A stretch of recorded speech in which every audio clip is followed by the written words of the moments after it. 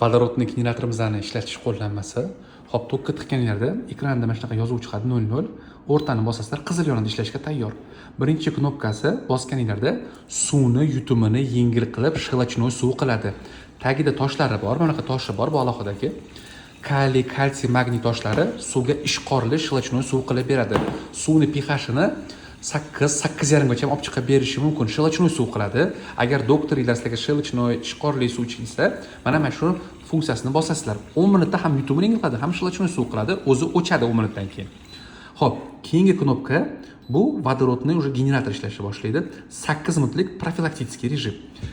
Mana sekin hozir уже elektrolizda ishlashni boshlaydi. Ya'ni bijirlayapti.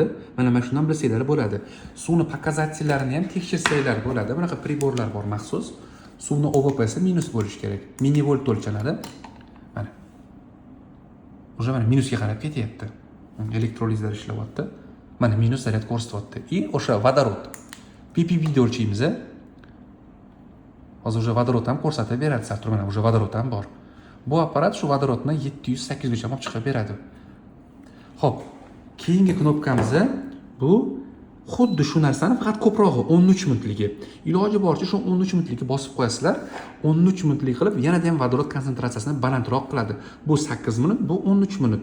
Xo'p, bir haftaga bir tozalash funksiyasini bosasizlar, self cleaning mana. Suv ozgina solasizlar, ko'p solmanglar, isrof qilmanglar suvni. Ichiga suv solasizlar, shu knopkani bosasiz. 1 minutda o'zi ichini tozalaydi. Keyin bu suvni to'kib tashlab, yana ichiga toza suv solasizlar. Bir haftaga bir bossanglar bo'ladi bu narsani. Xo'p, buni ichiga mana mantigacha maksimum suv solsanglar bo'ladi. 1.6 litr.